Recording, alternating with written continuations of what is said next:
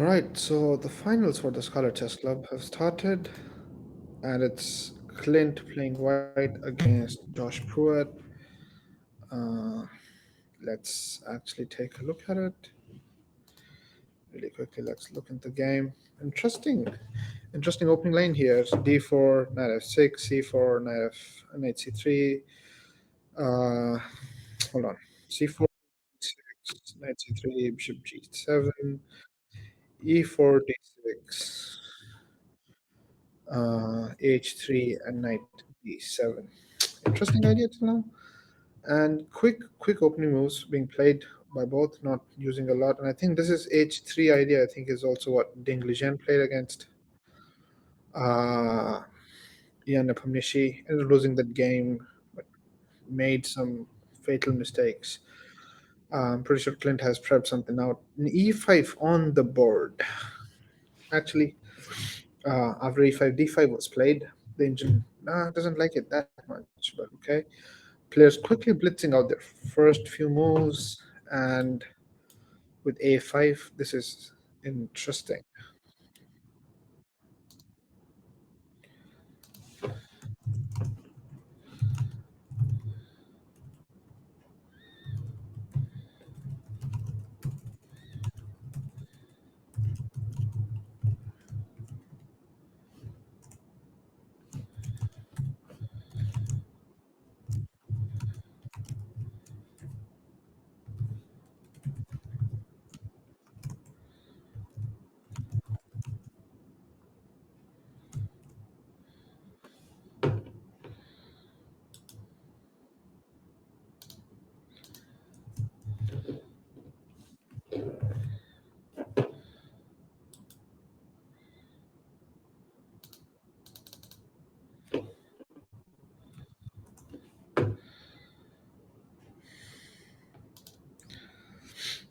And let's look at what has been played. So after D5, A5 was played, and G4.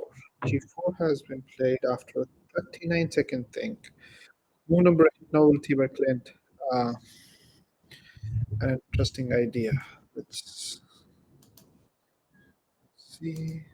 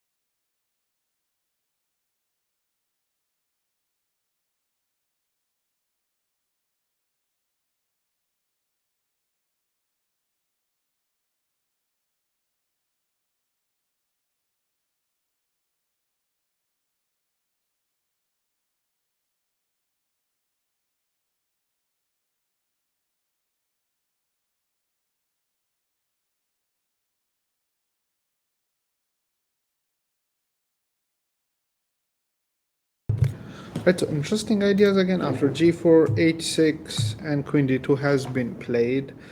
Uh, Seems like a steady advantage for White, and White has been still like yeah, mixing out the moves. With only a minute-ish being used, a minute and 5 seconds used from White. And after Queen D2, I think he's made his intentions perfectly clear that he wants to castle queenside and wants to play some sort of H5 ideas. So that is definitely going to be interesting. Uh, let's see.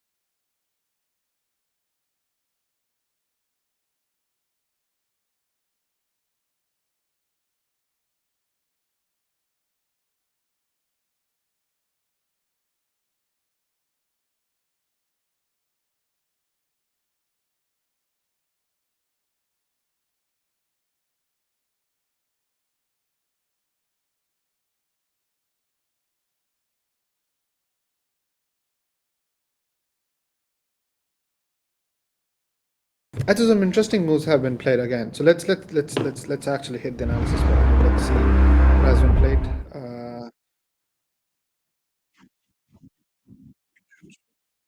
So let's see. So what has been played is very interesting. So this is pretty book, and after d5, if 5 has been played and g4 coming almost instantaneously, h6 trying to stop g5, and then queen d2 making sure that he can play g5. b6 has been played, knight ge2, trying to like either get the knight to g3 or someplace, and then also still opening the g2 square for the bishop, and always keeping the options of castling both sides open. And then we've got knight c5 being played and f3. So if you look at white's structure, white has got all these really nice pawns on the light square, which also means that this bishop on f1 is doing almost nothing. Uh, for black, I think all dark squares. The bishop is into its own pawn chain, similar to what the light squared bishop for white is doing. The light squared bishop for black actually has a really nice, like it's running into a pawn chain, but again, you have breaks with h5 that will weaken the h3 pawn somewhat, somewhat, right? Then you can also put the bishop on h6 or d7. At this point, it's a very interesting position. Joining me in the commentary box. Zachariah, welcome.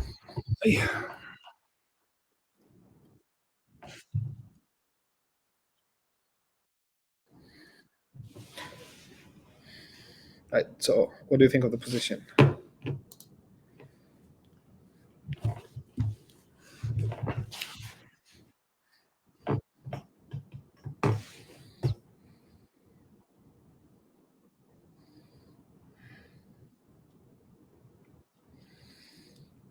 Yeah, pretty typical again. Moving pawns pretty far forward. Not with the a4 this time, unfortunately. I'd love to see a repeat of that in this match.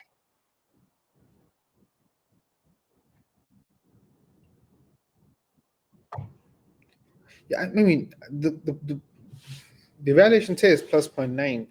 I still fail to see the advantage apart from the spatial advantage that white owns. Because the knight on c5 is really, really happy.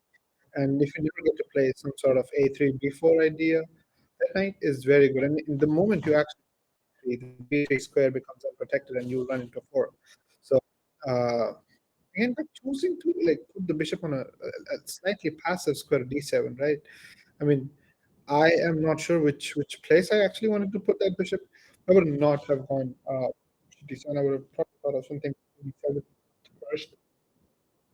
Excuse me, keeping options open for the bishop to go to either b7, d7, or somewhere again. And the bishop is doing almost nothing, as it's like all the squares that it can go to are still uh, nowhere. And g3 has been played on the board, which seems to be not liked by the engine. Maybe because f4 could have been a break, or just this castle king side is castle queen side is an idea. I don't know about castle queenside here. King in the middle actually seems pretty fair. I'm not sure why will ever castle. This might be one of those lines where he wants to play like king f2, king g2, king h2, and he's happy, Mhm. not actually castling. Uh, but then again, this is what 12 moves have been played from white, 11 from black, They are and slow now as well. there's still a pawn to be exchanged, which is interesting. Like this really nice, tight, closed game. So the maneuverability of the pieces is what's going to be interesting. And claims with the spatial advantage has this ever so slight edge, if anything. It basically becomes that how do I apply that 0.7 advantage from the black perspective?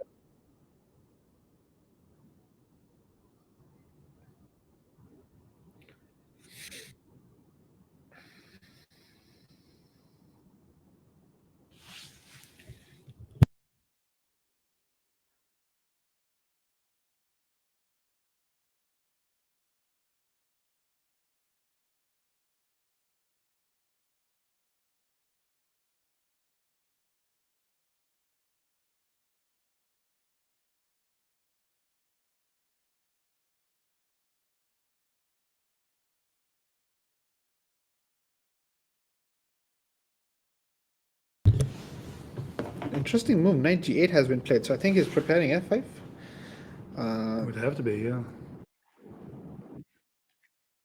and unlike like us, like lower rated players, I think players of this category usually are okay with admitting that yes, the knight is misplaced on f6 and is not doing a lot. So it's just going to play like knight e after playing sorry, after playing g8, then like definitely preparing some sort of f5 break. And I can probably also see like uh, Queen h4, maybe? Just framing the knight all the way for queen on that diagonal. that's definitely a move, right? F like yes, forcing the bishop to come back to f2, right? Or rook off the h file. You're getting the rook of the rook out of the h file, which essentially also means that like white probably will not be able to press towards the king side anyway. But this bishop on f1 is just like hopeless. Like what exactly is the scope of this bishop? There's no breaks. The only breaks that like I can probably see would be right here. So you only see like these two breaks, or at least I only see these two breaks since the a point came to. So that doesn't seem like right, we can do anything about. There's b4, but you just take, and suddenly there's no more breaks. So white has this or this break, which have to be perfectly timed. Black has this break. This just stops any exchanges from happening unless h4 happens, and then there's this break. So the question is, are you going to play like some sort of like knight e7 and then like put the bishop back or something, and then castle here and actually start breaking to the center? So center is completely locked. Pieces are almost like there's nothing happening. So let's see what Klimt comes up with after knight g8, because knight g8 basically gives a very clear idea that black wants to play these two moves. And what does white has in store for all of this is a question. Uh, and the thing is that the more time you spend, like this bishop spends behind this, it becomes easier for black to actually equalize uh, with like just knight e7 and f5 break.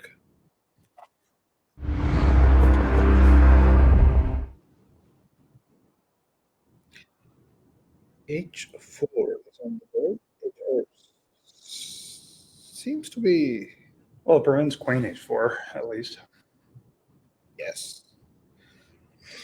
So I think he really likes his bishop on e3. Do we have G, no g5, I think.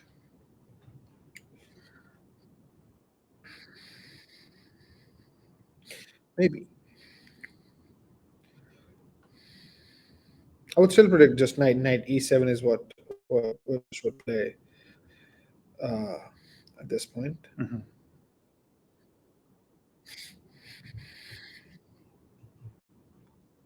But now as the moves go on, just it's not just the bishop on g7 that seems a little off, but now the bishop on d7 also starts looking a little bit off. I mean, the bishop on b7 also does nothing, but at least it keeps the square on d7 empty for the queen to actually move, so that it can like run away just in case the center explodes. But for It doesn't do entirely nothing. I feel like white could have possibilities of knight b5, just keeping an eye on that d6 pawn in case the c pawn never moves. Um, Also, the c7 pawn if the queen never moves. So keeping the knight off of b5, the bishop does accomplish that. right, but what if you just play knight b5 anyway? Bishop can take. And then after cb5, doesn't that like maybe a little bit of like room for white to like play on get the rook on the c file and that have that semi-open file to himself? Maybe, but White spent so much time playing on the king side, pushing those pawns. Does he really want to advance both sides like Maybe it's clear. that? True. And bishop f6, so really threatening the h4 pawn and like asking this question, but are you ready to play g5? So I think g5 should be minute at this point. G5 X takes G, bishop takes G. Pawn can't take because the rook's hanging. And the rook's not hanging because the knight of g3. Oh, yeah. Whew. So the rook's not hanging. Okay. But there can be like a mass exchange on g5, I think, if Clint chooses to go for it. And I think there's either of these two ways. So you either see this break or this break, and it has to be one of these since you definitely cannot defend this one twice, and you have two attackers, and you will end up on the h4. So you have to go with like either g5 or h5, and you will if g5 there will be like a bunch of mass exchanges happening, starting with hg, and then if hg you just take back here, and then like you play something else, or if hg bishop g5. Excuse me, it's g5. I think we have the analysis board up, so we can just show it. This can be played. Do you take here with the queen or the pawn? And you can take with either, I think. Knight undevelops itself, can go back. In fact, also can like choose a different route and actually be really strong here. But again, will the knight make it there because there's the bishop guarding one of the squares that the knight will jump to intermediate, I think, reaching f6. So it's an interesting position, I think. And both the players with just 2 minutes difference, I think both the players equally matched. An interestingly poised match. And this is probably like the tension right before this turn, where we have now the h4 pawn being heavily targeted by black, asking the question, what exactly is the place where you want to break for white? We're either expecting h5 or g5. Is there a tactical shot somewhere else?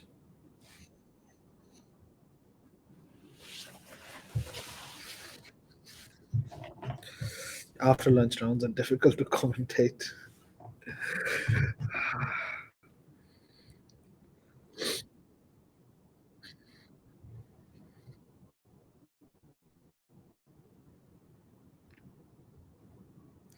Clint seems to be in a deep think, actually. Josh actually seems pretty relaxed. It's an interesting point of view right now. From for both the players also, because you see their body language and you understand how they're trying to like see the position. It seems to be where he's like in deep calculation mode.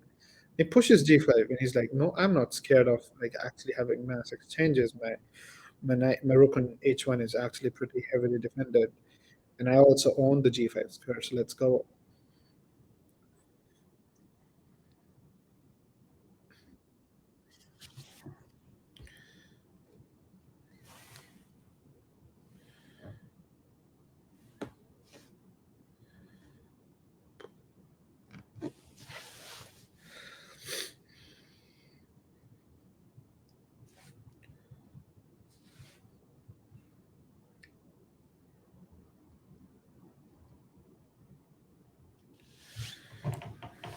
I still think this is what you're thinking, right? Like takes with the h1 or What if he just pulls the bishop back? takes six, right? I think bishop g7 is a move then, right? Just in case if it takes back, you just take with the bishop, and then you can have mass exchange here.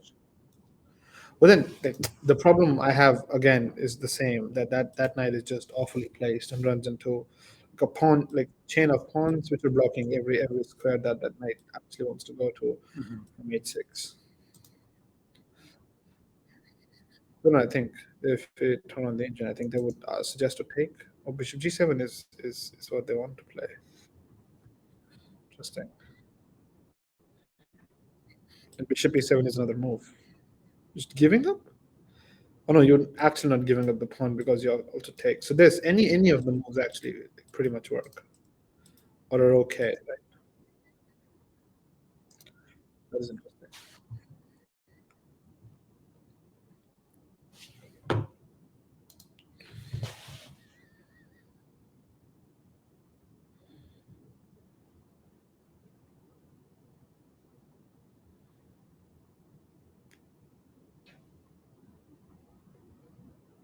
Given the likelihood and like the tactical awareness of Josh, I think Bishop E7 is what I think he would play.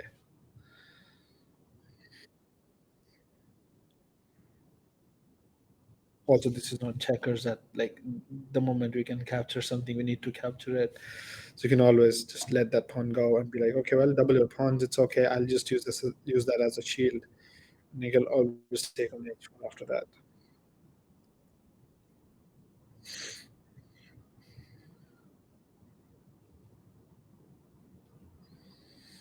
Any other ideas that we have? I mean, it's a pretty dry game again with like a very closed center, almost no tactical uh, shots as of yet happening. Yeah, the only thing closest to anything tactical that is happening is this that you go bishop e7. Then if he takes, you can definitely take back here, and you this pawn is overly extended, and at some point you will end up winning this with like a move like this or something. Uh, Maybe, but yes, that is definitely possible. Also, taking that with the knight at like early days is not good because again these two squares have been blocked off. So interesting position whatsoever. And then I think just queen e7, and then both of them should castle kingside. Okay, maybe again, I'm not sure. Uh, Clint thinking here, and I think it's his like first like they have been so the thinking time has increased a little bit for Clint throughout the last few seconds, and it has basically become around a 3 minute think before he played g5. When bishop g7 was played. Okay, interestingly. So we have bishop g7 on the board. And he's just happy trading here. So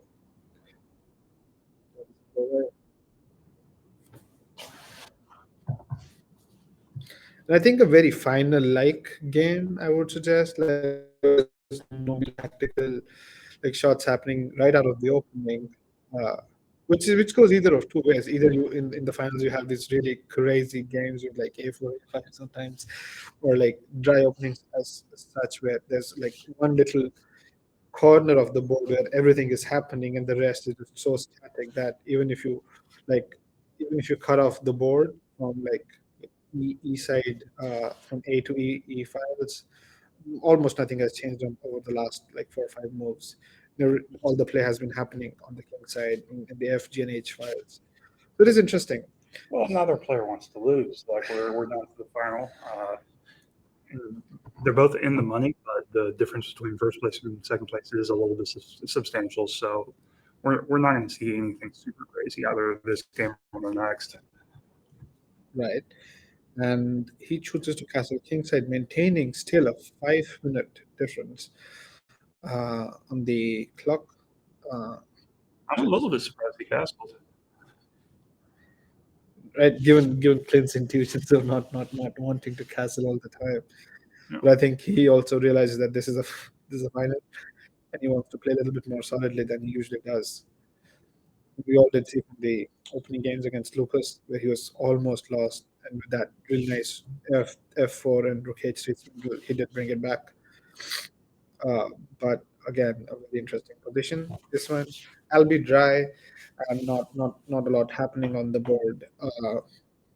Clint really, I think, heard me, and he said that I'm moving something on the files from A to E, and he did move a rook from A to D, and then from E to C in one move, which is interesting. Which is the long side castle.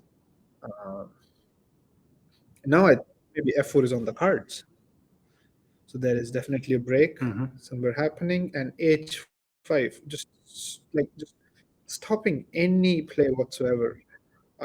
Josh just doesn't want the king side to open up. Well, it doesn't stop at 4.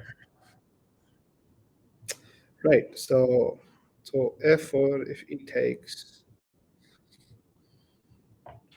bishop Like I takes. said, that's the only break left. That is the only break left because the moment you start thinking about like B4 breaks and stuff, suddenly the king on C1 starts a little shaky, starts to seem a little shaky. What's the bishop doing there? And a bishop on g7, standing right directly behind the three pawns. Uh, I mean, he connects to rooks, I guess, but I mean, I don't know. I mean, bishop h3 could have been something, but that this bishop on like f1 is anyway dead. I would actually want to play the bishop on h3. Bishop g2 has been played, and maybe also freeing up the square for one of the rook. so he wants to put the a4 pawn instead of the rook. So you think something like this? Yeah. Well, I don't know about moving the d rook at all, but Okay. There's some sort of like this rook h f1 and then f4. yeah, What do you think black? What do you think black should play here? Queen e7, knight e7. Like multiple pieces want a couple of squares again. is f6 a move? F6. Yeah.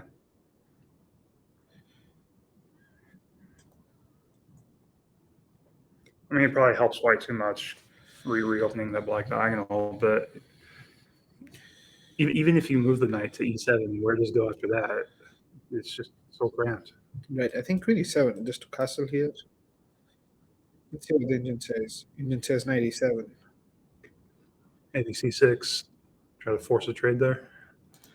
C6 is another idea, I think. So c6, if you take, if you takes, and then things start like this pawn starts seeming a little shaky. F5 on the board. 5 has been played. We weren't thinking big enough. Right, and that is very interesting. F5 has been played, and the engine definitely doesn't like it. I think you just No, go passant. en passant. What did you take here? I don't know. You really want this square for the bishop, right? So you probably want this one. Mm-hmm. So you take, I think. Then if it, do you take here? Just like it either. What do you like? Let's. The engine says e takes f5 is the top engine move. Bishop takes f5.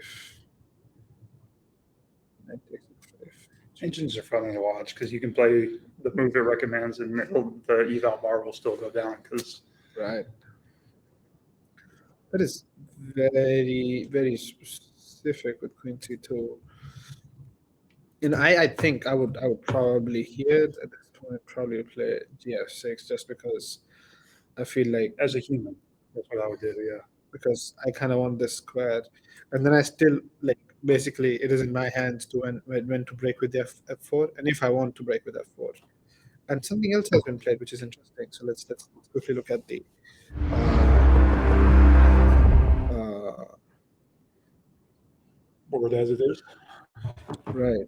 And f4 has been played, and Clint just wants to put pieces right in the center. Now I think you start extending pawns here and here, uh, and then basically you start bringing the rooks. And if there's exchanges happening on these places, suddenly this king starts seems to be a little weak. But again, you have these like knight f 97 ideas, and it's they're defended enough that you can just like play 97 really quickly and then a castle, and you're okay, you're fine, you're not dying really quickly unless like there's like this explodes open and you actually like you do this where you take pick and you allow these checks coming in, uh, because these bishops like also still defending stuff, and this knight on e7 now. Do these players know that you can capture pieces? I don't know, maybe that is something that we had to tell them, right? I think that they're playing a different variant called the no capture chess. 17 moves into the game and nothing has been captured as of yet, which is very interesting. I don't know if do we have a games in this position found in the database. So let's see when they actually left the database. And I think here with h6, I think so at Mm. move 8 is when they left any kind of opening prep. Uh, wow, that is interesting.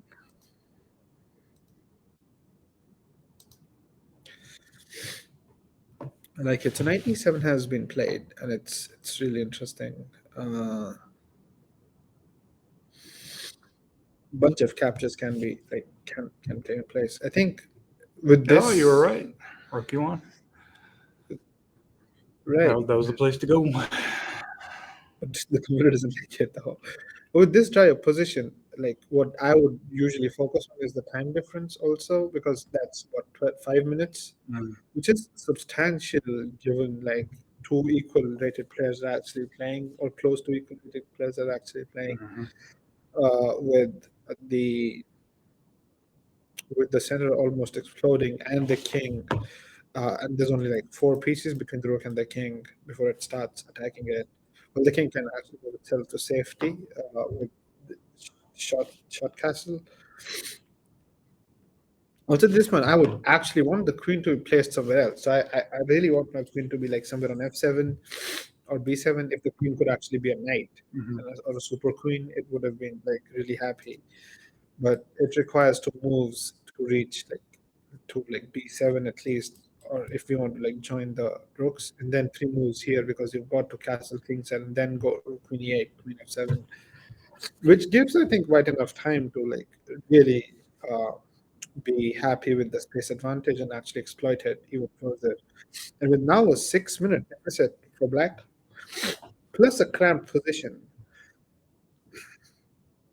to be playing for. I think not as cramped as before though, because Clint did allow uh, the the pawns to be matched up in the center where he could have like either gone like g takes f6 or could have exchanged pieces like I think with e takes f5 before. So there's definitely some sort of uh, I think happiness in the black's pieces that they're yet not in a lot of danger, and the black king is relatively safer, even though it looks a little dangerous.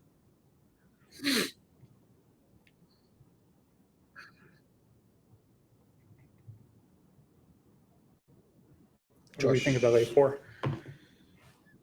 A4 is nice. I think A4 is probably also one of those lines that I think the engine would recommend, just because, like, as they always say, that if your opponent plays in the center, you play on the sides or the flanks to make your opponent think more, and you have the counter attack. But he takes and misses something. So there's definitely a miss happen right here, and this would actually be deemed as an inaccuracy. What has uh, black missed after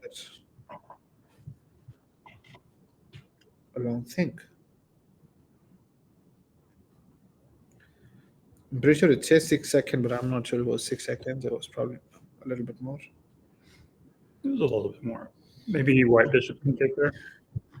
Because before it was doing nothing. It was a glorified pawn, but now it has a little bit more freedom. Right. Maybe not. But I'm thinking this, and I'm thinking that my knight is actually jumping into like f6 with check. And let's say you want to exchange this knight. I actually have another knight that can come in, and now you probably want to take it and like take back. But I think I can make sure that I'll have a bishop at the end, ending with a bishop and a pawn. Yes. Hold on, something has been played here. Oh, and knight takes the other knight. I think it took with the other knight. Knight c takes e4 has been played. So he's definitely missed his chance to play knight g takes e4, and I think that was the line. It was bishop takes c5, and once you take back, I take.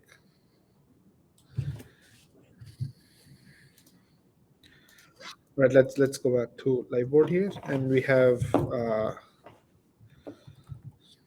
knight f5. I think even now you have to find bishop takes c5. That is the move to be found here. Uh,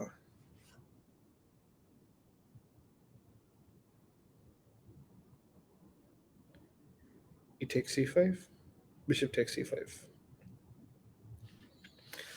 and actually, so hold on, let's show this to our viewers that there were a couple of pieces before, with, of which the knight has taken the place of a pawn, but this knight has moved away, and suddenly this knight is not hanging. But the thing is, you can take.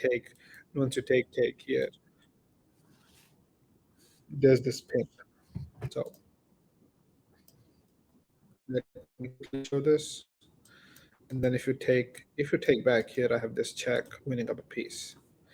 Well, that's just wishful thinking. What I'm saying is that even with this, if I take, I'm really strong and I'm like jumping in. So he has to really find what to play after bishop takes knight f5, and how to take back. So you have to take with the b pawn, I think here, and then I think, and even then you play after e5, bishop e5, then maybe knight f6, king f7. This isn't as bad, but still, it's not pleasant. I think for black to play against this, where you actually plonk two knights, which are like just complementing each other, keeping each other safe. And there's like, even if you manage to take one knight, the other knight replaces it, and you're really happy.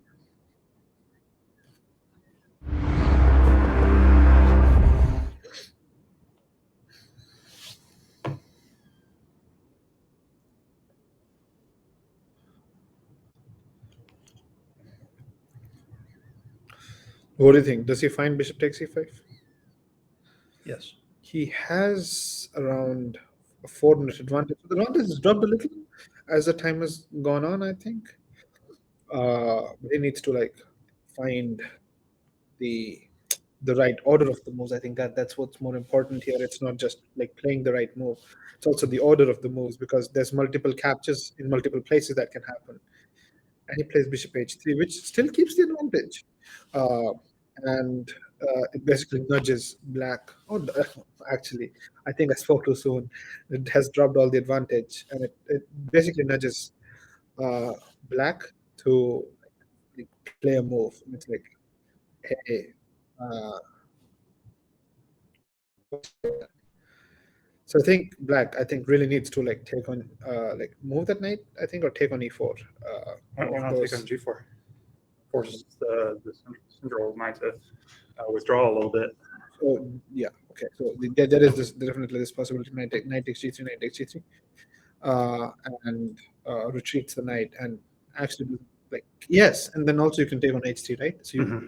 like exchange a bunch of pieces, and then in fact then you can castle kingside, because like come on, like you're not going to checkmate me with like one stupid pawn running up my board, without like almost no minor pieces, and a bishop, which now basically has become a glorified pawn later on, because even if you push this f pawn, this bishop is running into its own pawn chain, and he takes. Okay, he takes. Let's see.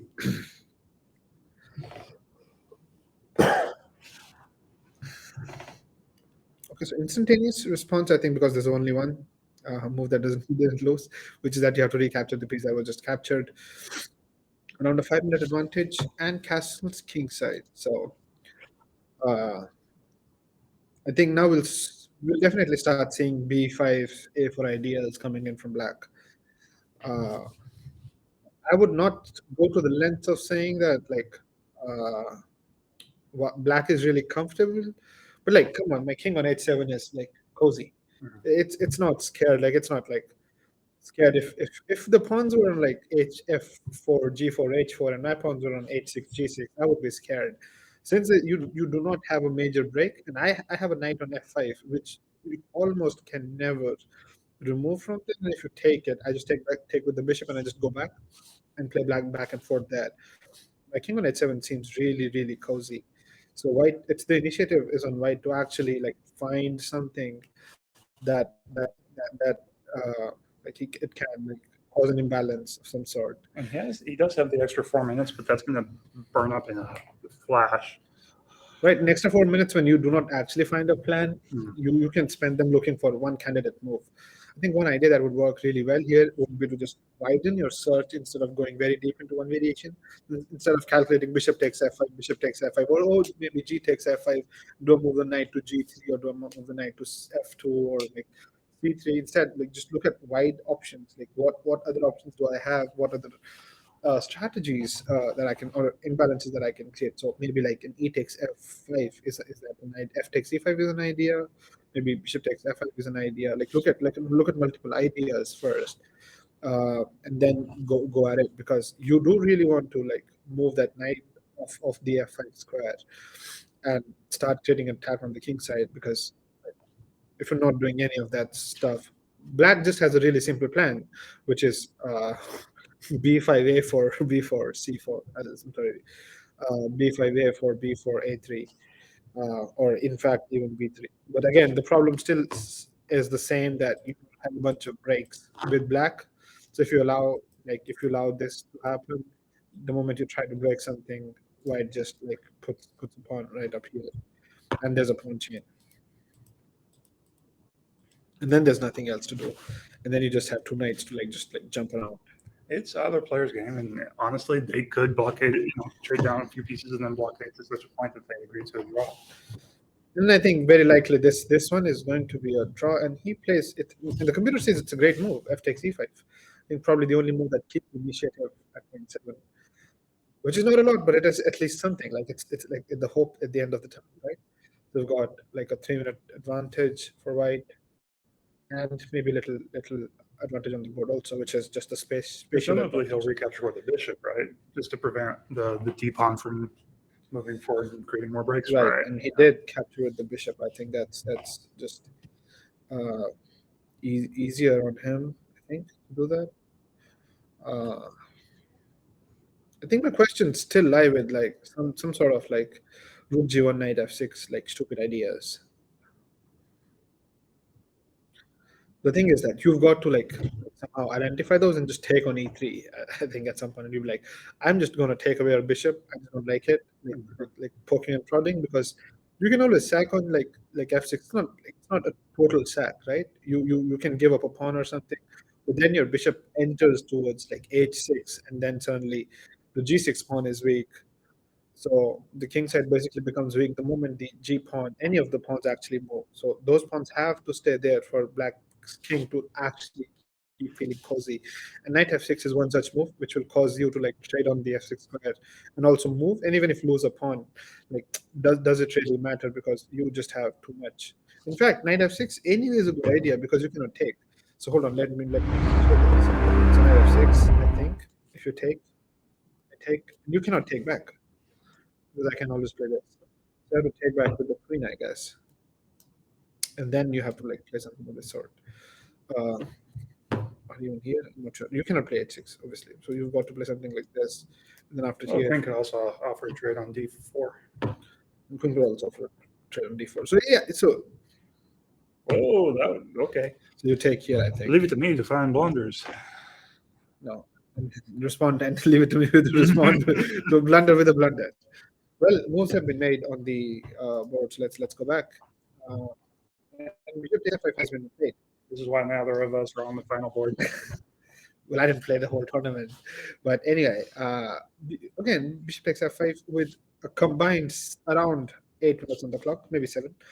Uh, interesting situation. Actually, almost 8 minutes on the clock, with a good 3-minute advantage, around a 2-minute advantage for white. Bishop takes f5. Another question is, how do you want to recapture it? Oh, he definitely wants to deal with the bishop. I think I would probably want to do the rook. Really?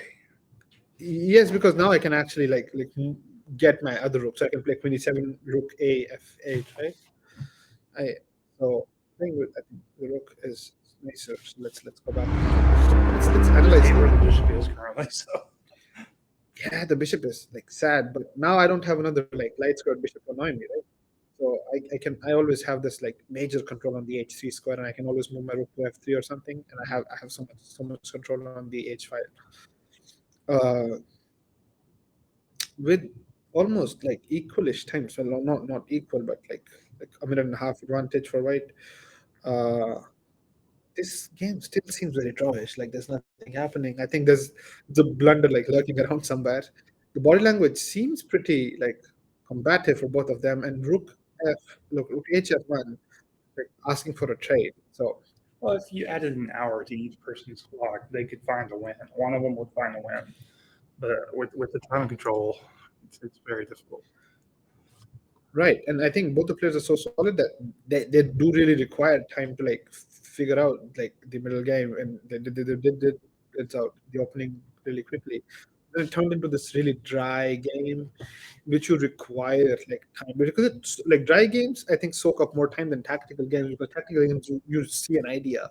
Dry games, I think, is you have to generate an idea out of thin air, which causes you like a lot of trouble and soaks up so much time. Even in classical games, you spend like 15-20 minutes analyzing like the whole board and trying to like come up with the move. That just doesn't look bad. But sadly, with like all positional struggles, any move you play eventually will start to look bad the more time you spend on it. So tactical struggles, the good thing is that you know where exactly to look for. Then in such positions like a4 was actually a move at some point, right? Which is probably not a move right now. But after queen e7, I think. Do we have bishop d4 here? Okay, bishop d4, and I just play rook. I just double the rook, I guess. Bishop d4 actually, but only a 30. So the time advantage is withered down to a mere 30 seconds now for white. And I think rook. If the queen on the same pole as the rook, as white's rook, like, I know he wants to find something discovered here. You just don't take that, right? Right. So is there a way to force it? I just want to play rook af8. Hmm.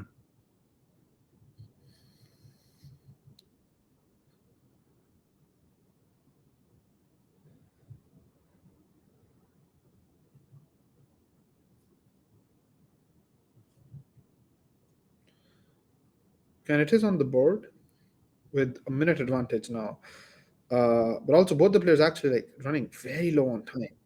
This Yeah, is there's no time advantage anymore. But below, below around 3 minutes. Yes, yeah, it's more nerves now than actually and like calculating and seeing everything than like actually playing like from the time advantage at any point. And the rooks look really solid, and the advantage is still like just I think merely spatial, and maybe that c7 pawn is somewhere weak, right? I mean, if you want to like argue something for black for white, knight f6 on the board, you can interesting. take. I think,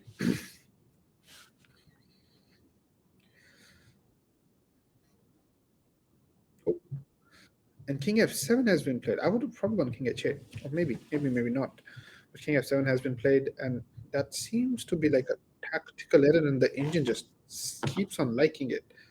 Let's look at the moves that can be found. So bishop takes e5 has to be found. Bishop takes e5, d takes e5. Queen e2 is the move. So he does play bishop takes e5, which is interesting, and I think that should be the best move. And de.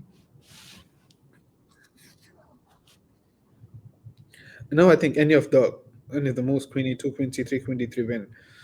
Uh, so let's see which variation of this Clip finds. I think very likely queen e2 is right. It's just simpler.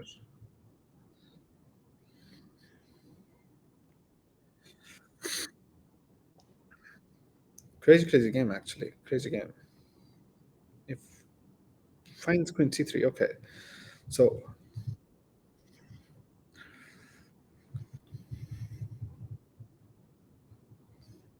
it takes has to take back. There's Hmm. this. And then you've got the discovered on the king. Then you have the discovered on the king, but he defends really well with bishop f5. Hmm. So I think it's still equal. It's yes, it's a little win, but like you have to find like these like weird moves like a3 or knight takes h5, like very difficult to actually find. Knight takes h5 tactical shot can be found, but a3 very difficult, and, and it was difficult. Like and he played rook e1, e4, equal times almost, and I think the position is a little better, but Is knight h7 a move? That's the queen in a little further with the tip of the game for kicking the rook. knight h7 is maybe a move, but like I don't know, like what, like, do we get something from that?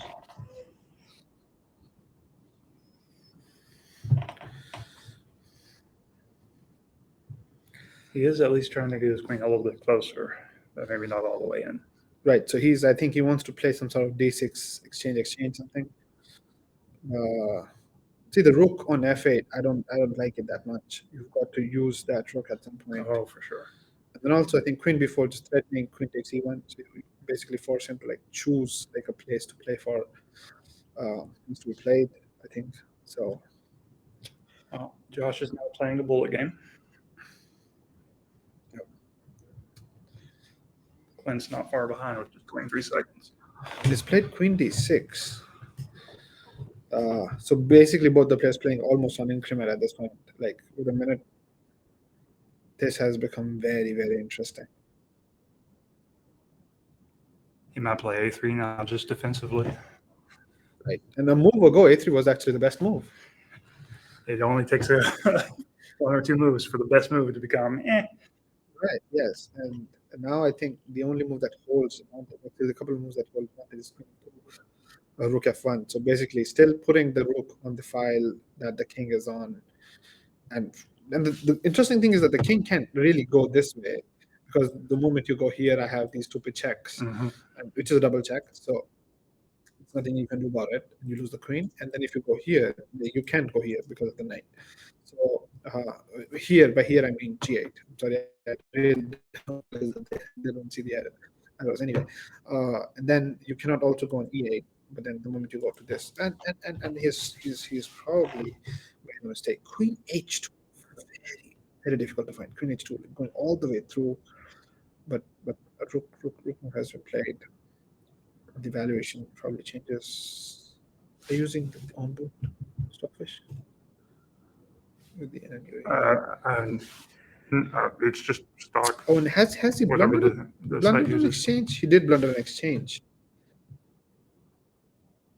He did blunder an Was it a exchange. blunder or intentional? I don't know, but he played this. Like his rook was bad and that knight was good. But and now even now he has to find this move called Queen H2, which is just difficult. But attacks the H4 pawn, and suddenly you have a passer on H5. You have to find that, and it's I can assume it's a little difficult to find because everything else is really well supported of Queen on H2. It's so difficult to see. Like you're trying to move the queen away, you're trying to find the square. I think you can find it. And both those players with under 30 seconds on the clock. He does find Queen H2. He does find Queen H2, which is very interesting. And suddenly there's not a whole lot of advantage anymore. You have to stop. And he goes back, and it has to be a perpetual now.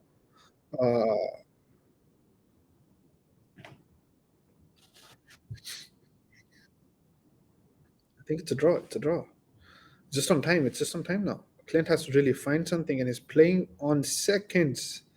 And he gives another check and goes back. Has it on. He gets 5 seconds every move, which is nice. But how long can he actually like play this? And he has to find Queen C3, a very precise move to stop E3. He cannot defend the H4. He has to play Queen C3. Uh, he plays. He gives up. Gives up, and he's going for a. But the sad part is that you can actually play E3, and I think maybe Queen D1, Queen D2 check. Oh, and he misses that. There's this fork. There's a fork.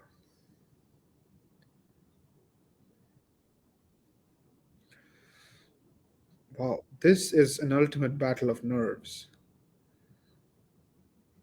I think Josh is completely better, and he gives up the e3 pawn. Maybe the free up f6 for the queen. Okay, and I think this is back to Yeah, this Troyish. is going too fast for me to think about.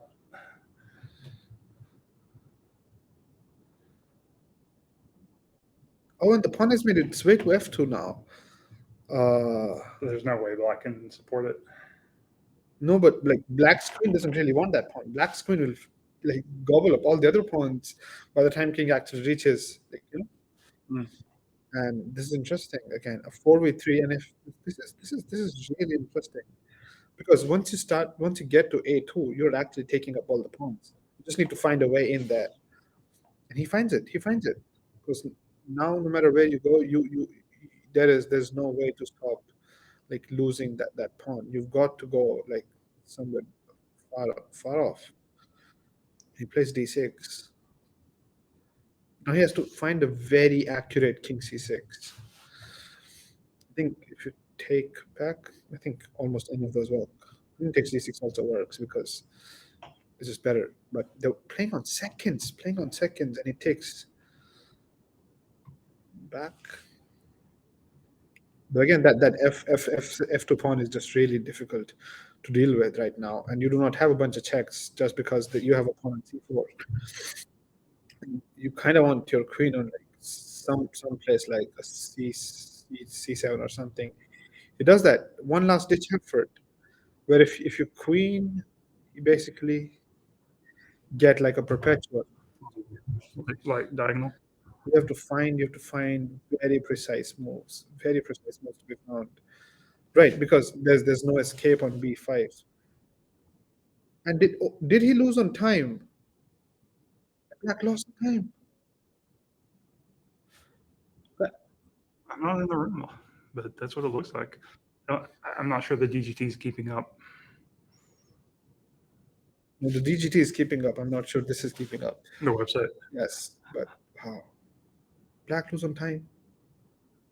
Oh my god, that was. Yep.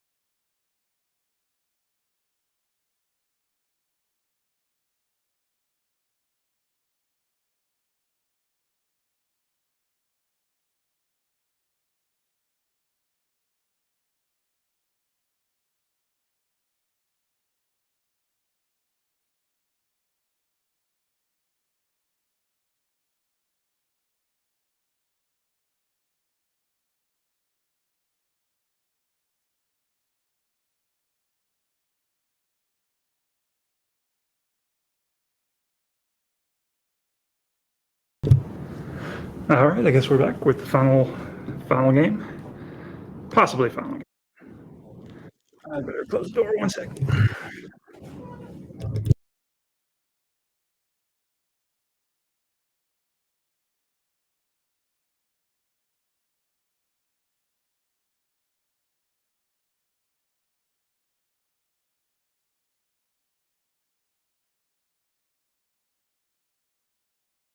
Thank you. All right, doors closed. Everybody's happy. We got a E4, C5, Sicilian, knight F3, G6. Another boring game. Actually, I think we're going to end the stream because this is pathetic. No, I'm kidding. A must-win game for white. So that is the interesting part here. The white needs to win this one. Even a draw just gifts Clint the championship. The question Is is, this the Armageddon? this is not the Armageddon yet, but so Clint won the first one. This Josh has to win to get into Armageddon. So Gotcha. Gotcha. and Josh out of prep. I think move two. Josh did not expect G6. Josh taking his time. I think thinking. So the question is, did the first round like startle him enough or too much? And then with this G6 is just adding to the pressure, or is he just like thinking what sort of opening does he want to play? And Bishop C4. Okay. I actually like this a little bit for white because in Sicilian, if you actually tend to be, like a little like Sammy. testy or something with uh, black, you can like always end up with like a problem. I think this is the hyper accelerated dragon. It is. That's It what. is. Yeah. I know this because this is what like so Amruta Mukul, like Sagar's husband, the guy like owns Chess or something. His wife plays this hyper accelerated dragon systems a lot, and I remember this from there. It's funny too because I went to Hoxie last night and played the Scholastic Club there, and Brian was talking about how that's what he's been playing lately is the Accelerated Dragon. So This one I think like is even this is hyper because I think it doesn't even go on the other like E6 or D6 and just goes G6 directly. mm, So it's interesting. And there's no knight C6 basically. I think that is I think or one of those. everyone's bored with the Nightdwarf. Everyone's bored with that. Nandorf is also very vast. Like the one on the chessable course, it has more than like what 150 lines or something. How is a person supposed to do it? And there's just so much like stuff to learn there.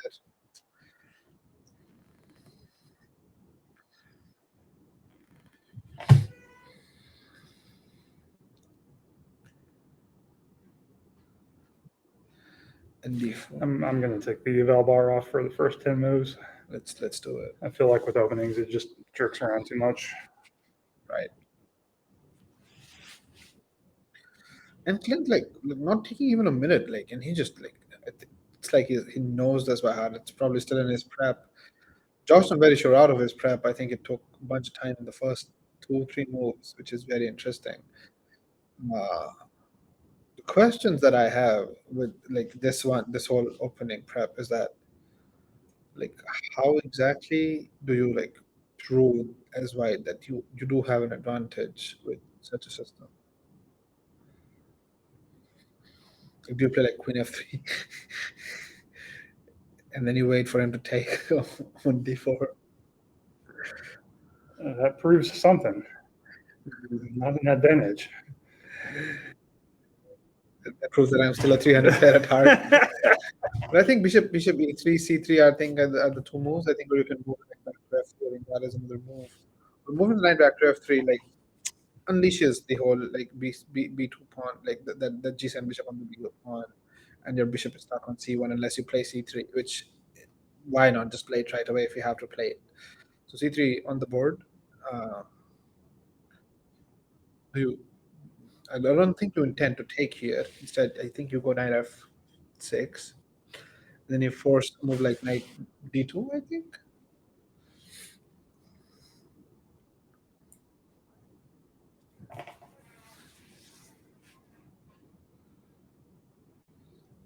I don't know. You are the Sicilian player. What do you think about this one?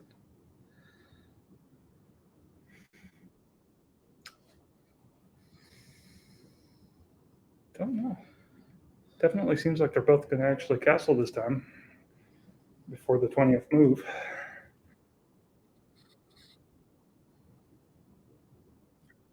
In castle really quickly, right? But again, the problem still lies with like bishop, like knife 92. The bishop has like nowhere to go. I think queen d3 may be a move. Yeah, queen d3, queen f3. Um, even queen e2. Even queen e2, yes.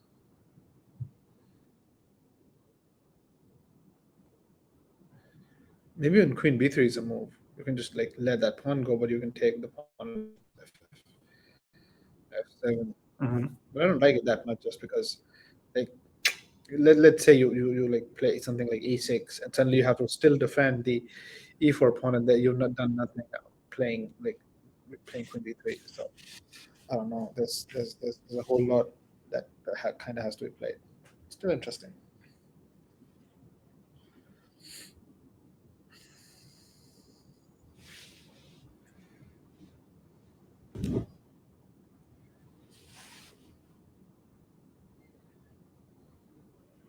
Queen e2.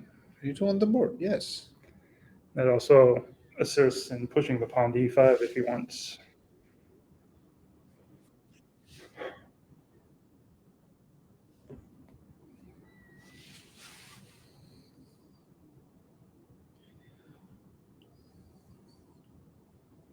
So are we expecting e5? From Josh, maybe not. It's Clint. Is Clint white? No, Josh is white. That's what I'm saying. Oh, you were asking if we were expecting Yes. So e5 from e5 right Clint. now. I Yes. So gotcha. e5 right now. I thought you. Okay. Right. So Um,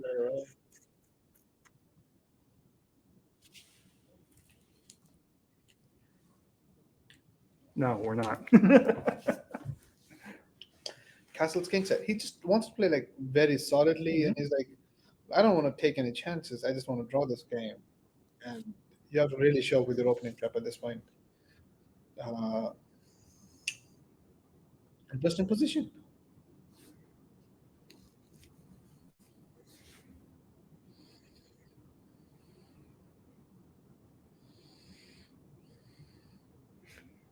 How did the last game go? You said So Josh flagged.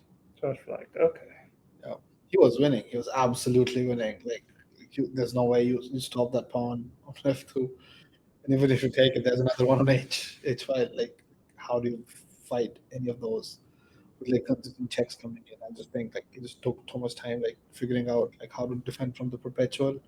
Queen g7 was the only move I think it was that little like getting blip or freeze that costed him the game. Almost had it. Castle king side again, and he's going low on time again, and he castles. So he plays that move, and he's like, okay, well, I'll castle, and we want to have a fight in the center, right? With like white still like trying to find like that a square for the bishop, then also find a square for that knight. So those are the two things that are required. Uh, Although black very solid at this point with like this h7 g6 h3 and then so h g6 and the bishop on g7 is very strong. And there's no hook for like white to at least unless white starts like pushing h4 even a with h5 knight takes h5 is just present. Uh, and once you play like d6 e5, well, not much. So it's going to be another dry game unless they like come up with something really interesting.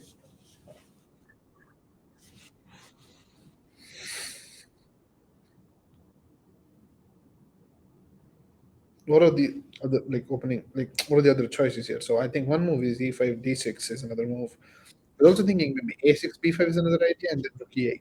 There's a bunch of moves that like uh, black could have made d6 basically just open bishop and bishop g4, or even rook e8 and just playing e5. So do you think f4 is an idea? Maybe. very sure. But something like you change it to a, like, say, F4 A6 is almost like a delayed Grand Prix attack. It just doesn't look like it, Not to my style, so I wouldn't speak to it. but I would like, so if I'm like definitely trying to win a game, I would like to like throw some sort of imbalances in that. And like F4, I just like it, but like again, knight on G4 seems really disturbing to me. Because that queen on B6, and then suddenly there's some other mid ideas to black on to white. So I don't know if F4. I would probably play king H1, flipping F4 uh, at some point. But I can just play like bishop E3 without changing because so to play to find something again. It's not easy for like white to find like a move that doesn't lose like really quickly. There's probably moves, but to find them like just find squares to like put those pieces. So maybe bishop G5, bishop G5. I don't know. And you want the bishop on G3, is it? So bishop G5, 6, bishop H4. Okay, bishop B3. So I think moving away from the threat of A6, B5 is it? But he wants to. I don't think he wants to support the E4 pawn. Otherwise, he could have just gone bishop D3. So something definitely has been played. With an idea. Is it to like stop like knight A5? But then you have bishop B3. So something else is being thought of here, which I don't see yet.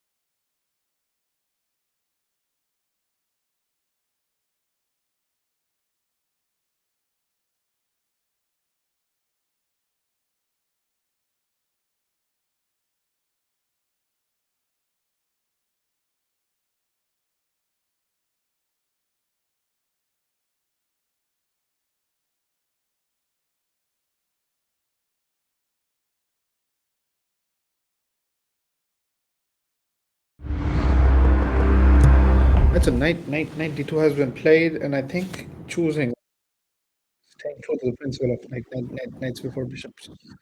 And I think that knight on D2 goes to F3 maybe. That probably is one idea. You probably take on C6. That can be another. But then like again, you have to defend that pawn over and over again. So maybe not take on C6 yet. I think knight 2 F3 is something that is possible.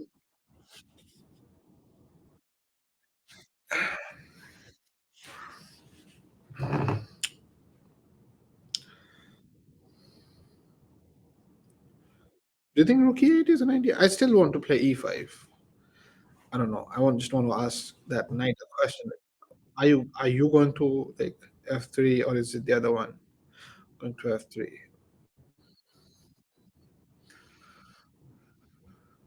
It also makes the d6 pawn backward. That's the I think Hmm. that's the thing that Clint is probably like fighting with at this point. That he doesn't like the d6 pawn being backward. Uh, but honestly, I feel like that is one weakness that like Black can kind of live with because he still has the semi-open file on C8 with the rook, and then the queen once it gets to like C6 or something. It's really happy. I mean, like you have the crisscrossing bishop with the queen, and then you also have like, like things that are like running into it, and you also hold the center with like e5. So maybe that d6 one isn't that weak as we think it is. For white, what do we think about like f4, knight f3? I would probably go with like f4 and knight f3. I think that is what I like. So, and f4 and knight 2 f3 maybe, if possible, because I don't want I don't want to like let go of my central knight. Right. But if e5 comes, right, so I want to stop e5 practically. But if Clint's not playing it, there's no reason to stop it. So that's where it lies right now. You can also force to like a kind of a break and some exchanges on f5 if you can get the pawn far enough. Try to get the g file open. Right, and that is definitely like one certain thing that like white can try on with f4.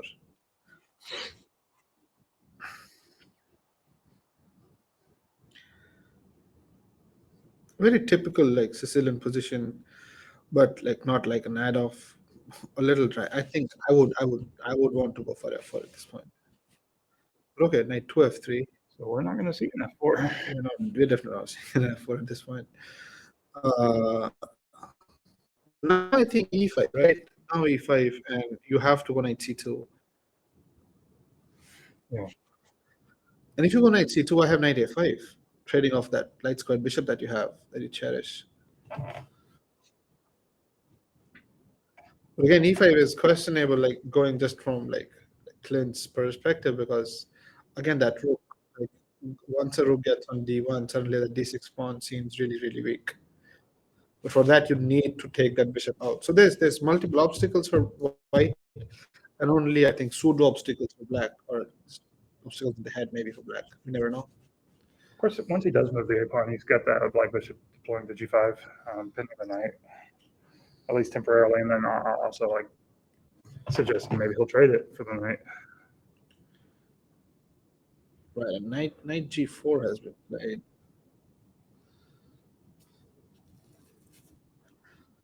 Clint, I think, avoiding e5 whatsoever.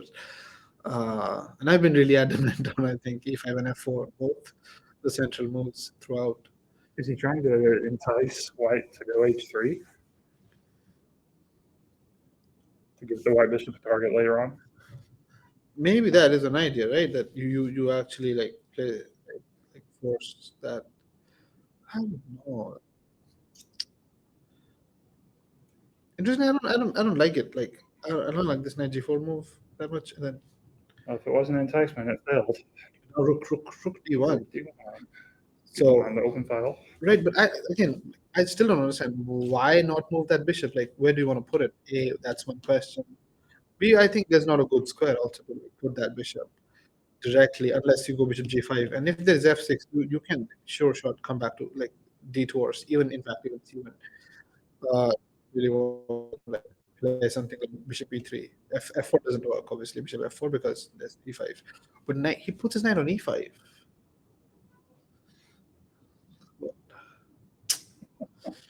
These guys, they're like, you want to see f4? No, I'm going to put my knight in front of it. You want to see e5? No, I'm going to put my knight in front of it. Right. I mean,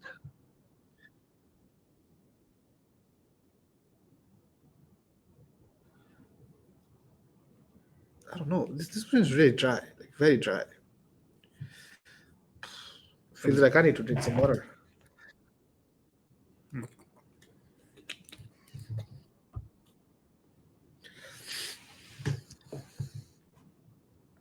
So what? Bishop f5 now? Bishop f4? Sorry. Bishop d4. Oh. For black. No, bishop f5, bishop f4, bishop g4. Just put all the bishops together. They can see each other, but they can't do anything about it. Because white chooses bishop for black's knight. Black has another knight to replace. E3. Okay. So now bishop g4 actually Mhm. looks nice. But what if you play h3? Well, you take, right? Well, no, I guess it's also You defending. take the d4 knight. No, not really. You take the d4 knight, yes, because then he has to take with the bishop or whatever, and then you take the f3 knight, and he has to take with the pawn because you do it with check, right? So it's very like that thing is definitely possible. Computer doesn't seem to be afraid of it though. And the computer doesn't really care. Computer's like, I'll go king f7, king f1, king e1, king d2, and I'm happy. But yeah, we'll see. We'll see.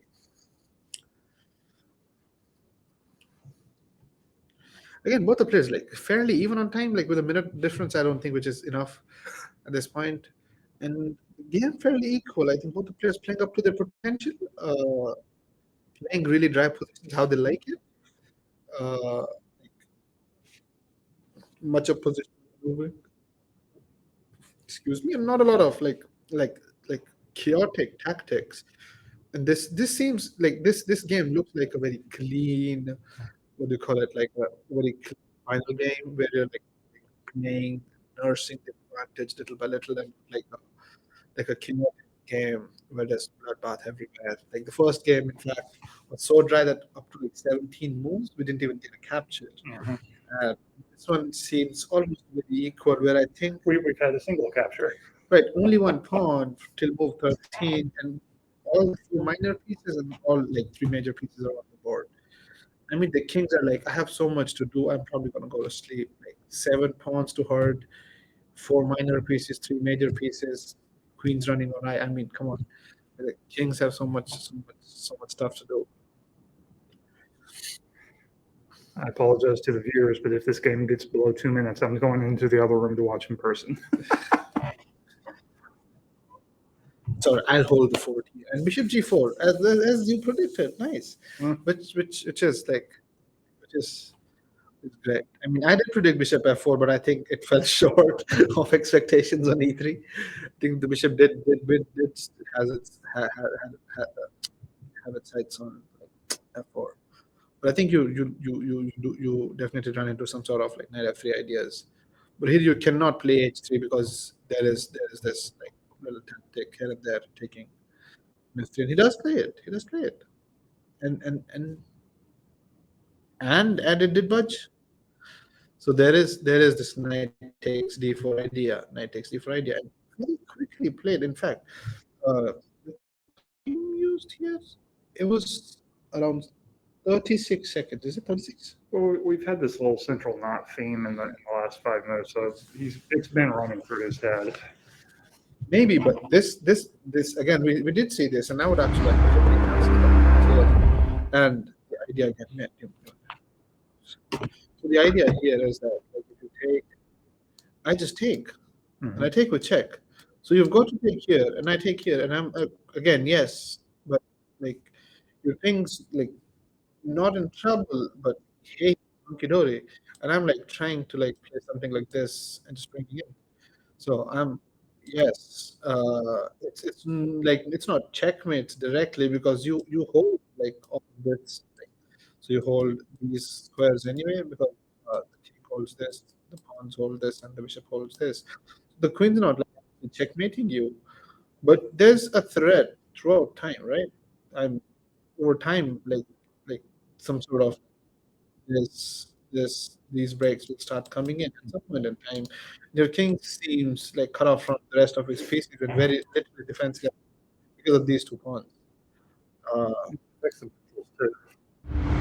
Every move you make after the point, you would be taking 50% more time just going to try to make through. oh yeah,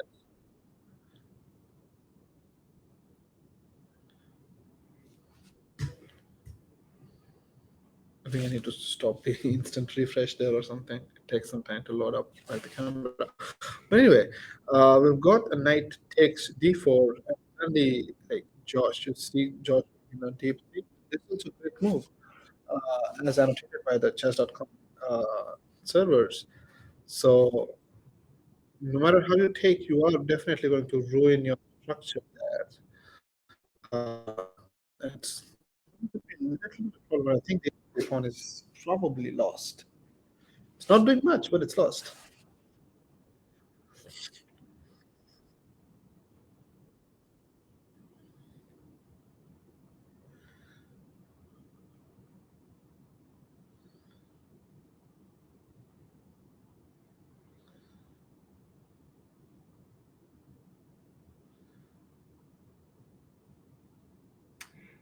Do we have the possibility of knight takes e4 or knight takes e5? Takes queen, seven with the discovered attack. You just take back with the rook. Oh, okay. Yeah, no. I'm grasping at straws here. I mean, these situations are still good to check, rather than to like not check and have something there. So going for this takes half a second, right? But it's good to check these and like actually have something there, not going through it and then going back to like putting it into like the engine. The engine says, well, this knight takes e4, e5 there, and you would have been just okay. Or you could have been better, like he actually made a mistake, and you'd be like, whatever, to go look at it. And well, bishop takes d4, knight takes f3 check on the board, and very soon we'll see g takes f3, bishop takes h3, and and the position that we were talking about. Although we took with the c pawn, but this seems a little bit more like I think I feel like it's a little bit more sad because you will have to somehow exchange the g7 pawn, and or the question is, do you exchange the d4 bishop first,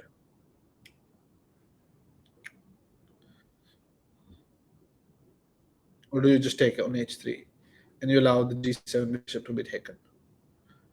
And it is take on h3. Clint going for the material. All right.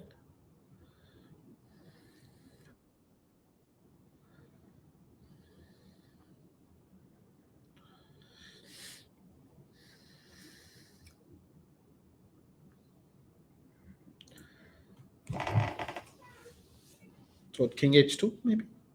Yeah, king h2, rook h1. You played this against someone, right? You played this against us today, right? Yes. One of the games against rook h1. Yes.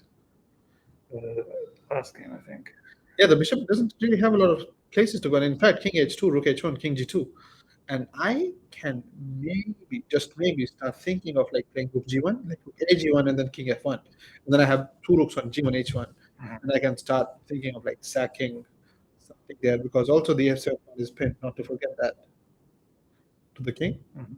So I might have like long-term ideas of like putting the queen somewhere around, like like playing e5 or something, and putting the queen on c2 and then sacking, double sacking g6 or something. That might be an idea.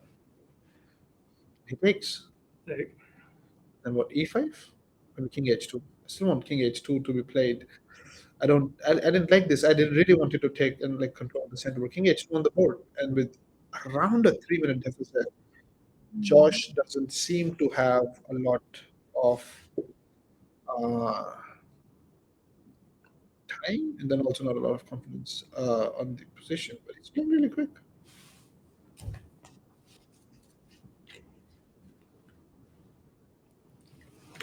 Does he offer the bishop on e6? Offer a trade to try to get that rook file open? Looks like a little ugly. It is a little ugly. So Whitehead is not just a pawn down; he also has double pawns and no weakened king. So he's a weakened king for the deficit of a pawn. It's bad. It's bad at this point.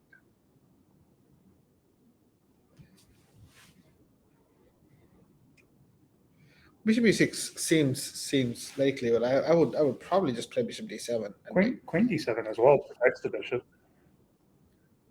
Connects rooks.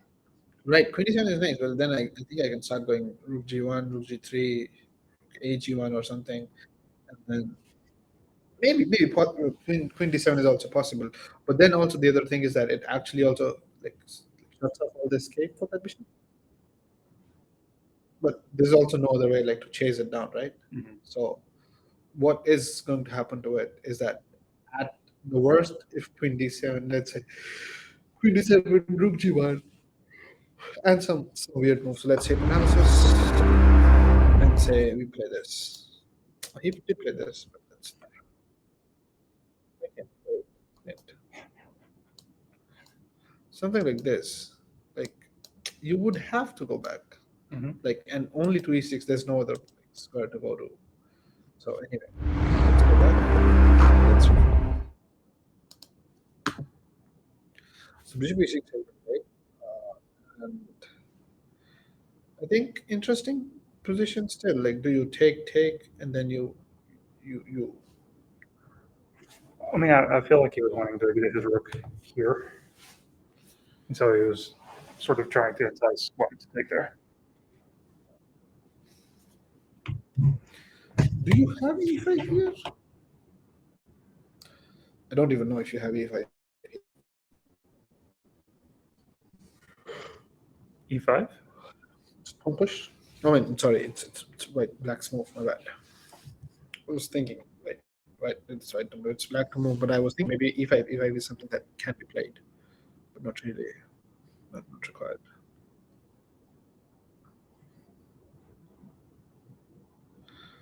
Let's see. What do you think? How many moves does Clint require to convert this? Another 20 moves? Yeah, 20 plus.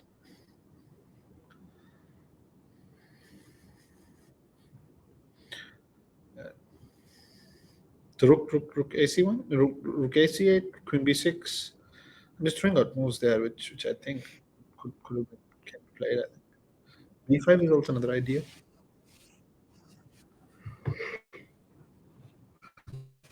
Queen A5.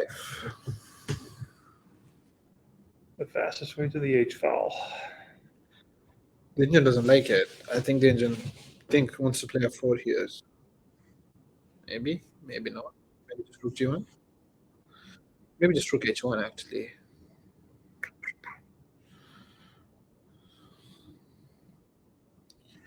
Yep, no rook G1. Rook H1 is bad. Rook H1 is really bad. Rook H1 queen A5. And then if no, it's not that bad. I thought you could play bishop H3, but you just take with the rook.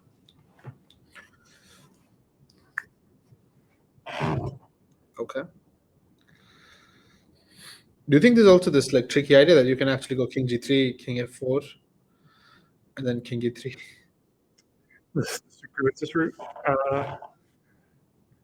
Mm, your rook H1 I'd has be been afraid to. yes. I mean me also, but I mean rook H1 just seems to have dropped all the ideas or chances. So something definitely can be played here. Oh,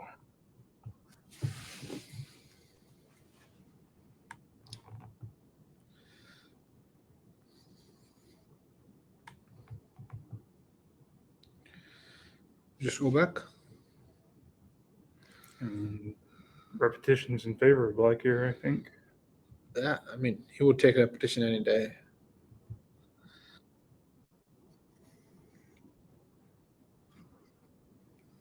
Yeah, I'm not sure. So rook H1 has been played. What's the computer suggesting?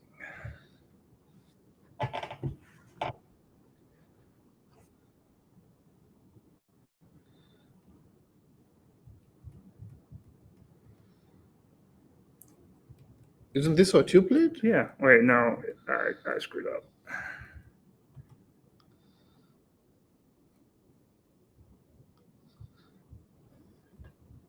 Yeah, this is what you played. We stopped like a move before we had to play it safe. Anyway, Okay.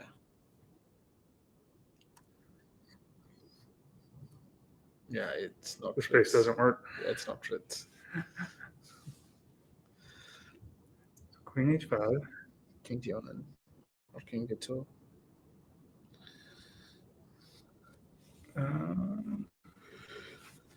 Yeah, it doesn't really seem to make too much difference. Queen G5. Let's say. I mean, they're both pretty equal. And it says go h5, so you start pushing that pawn, Two. and you don't allow.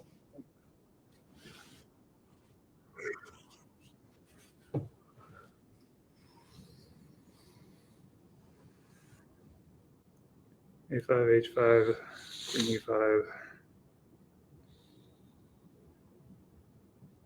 I think that they played that they played something. So Queen G5 was played. He basically gets it with a move short. This guy is a genius. But he's used a bunch of time, and they're both equal on time right now. Exactly equal right now. And Queen F4, I think, is a bet. I think it's no, and then you have to go H5 at some point.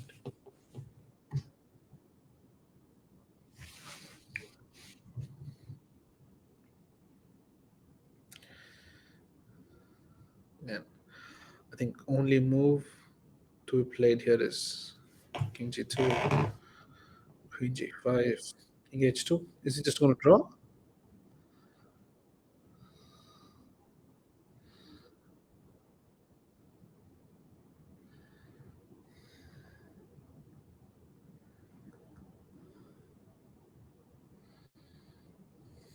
King F1. He's playing for a win. Well, Queen C1? No. Queen C1, King G2, Queen F4, threefold. Say that at regular speed? Queen C1, King G2, Queen G5. Well, the king doesn't have to keep mother. He does it. I mean, but if the queen moves, you lose the C2 bishop. So it is a threefold. I mean, you can play in threefold, I think. I don't know. We need to check if it's a threefold. That is interesting. Can you check? Well, it's not yet. I mean, it will be if it goes back there. Well, So- no, because the rooks changed position. Oh, is it? Yeah. So from here, First Okay. time this position, first time this position. This first is the time this first time position, that first time position. this position. No position has repeated. yeah, but yes. So if King G2, which is forced, Queen G5, which is also very forced, Which would be the almost, first repeat. which would be second time we see that position, and then once more and once draw. So still some So he's area thinking to about cover, it. right? And I think that's the only move. Queen D1. Oh, Queen D1 is another move. Wow, Mhm. that is another idea, right? To do an exchange, a pawn down, and then have your opponent actually have an extra pass.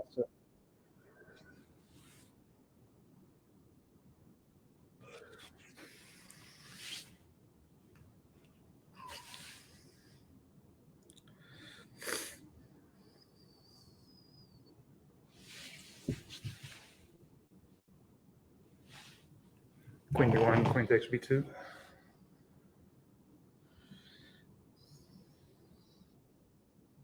Like the rooks on open G and open F or H are nice, but they're not threatening anything immediate. Are they not? I don't know. They're not in cannon Queen formation. B2, The I queen's don't. I still don't. separated. Queen B2. I mean, but I have Queen D4 check. Is there something that I can do with that? Mm. I feel like Queen D4 check kind of helps Black because Black can push F6, and then that clears his way for his bishop to come out of the wall, gives his king more maneuverability. What if I play Rook H7, King H7, E5? I don't know, but then I lose the C2 pawn, C2 bishop. I don't know. But then Rook H7, King H7, then Rook H8. He goes back. He goes back. So he's not. He can get at least one repetition out of the way. That is one repetition. As they say, Russian school of chess. Or is it repetition school of chess? Right. Swiss Marine school of chess.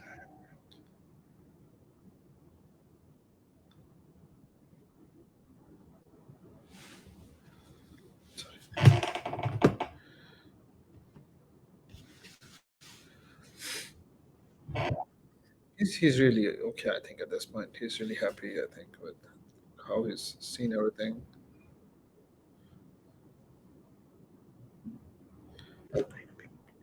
Yeah, like you said, Black's happy with the draw because that means he wins. Right, and he just wants.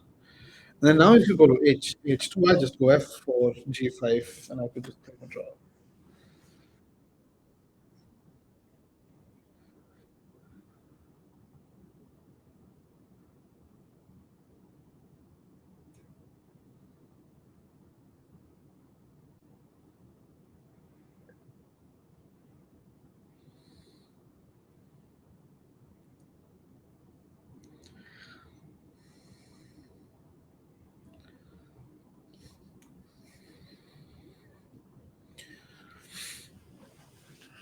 I don't know what happens to. So hold on, I want to see what happens to Queen B2 here.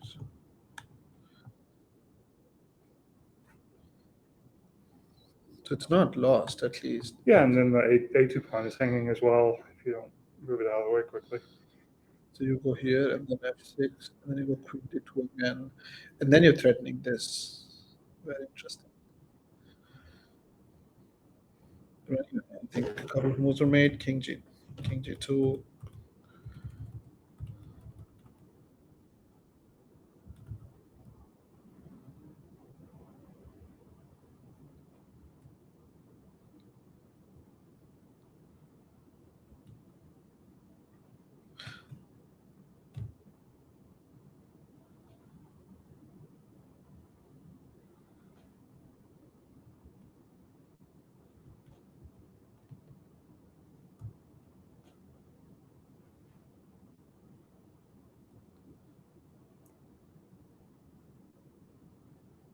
I think they've agreed to a draw. The TD should maybe find out. I should maybe go and find out. Yeah, there's a lot of discussion on the board. They're waving their hands, so it looks like they may have agreed to the draw. Which is hard not to in this position because we have a first occurrence, second occurrence. It's going to be hard to avoid this draw without losing some material when you're already down.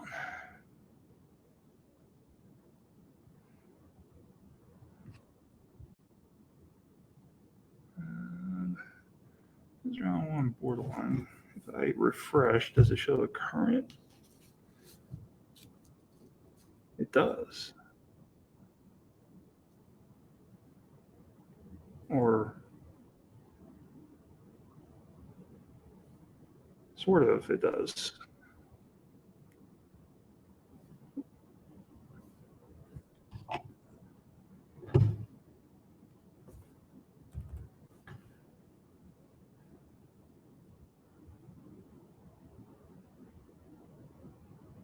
Huh.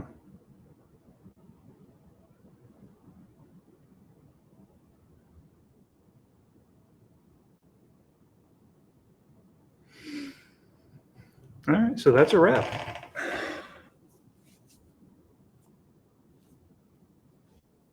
And Josh drew their second match. Clint won the first one on time. So that's a 1.5 for Clint, 0.5 for Josh. Clint is our first ever Scarlet Chess Club Super Series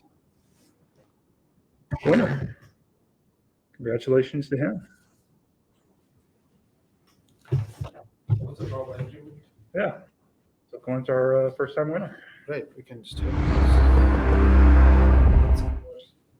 Huzzah. I mean, I did right before you walked in. So yeah, thanks everybody for tuning in. We are going to continue streaming our events.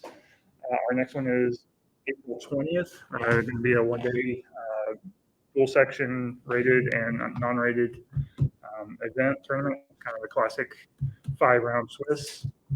Details are at arkansaschess.com/events, and just find the April 20th event on the calendar, and there's a registration form there. We'll do other stuff throughout the year. Yeah, thanks. Have a great day.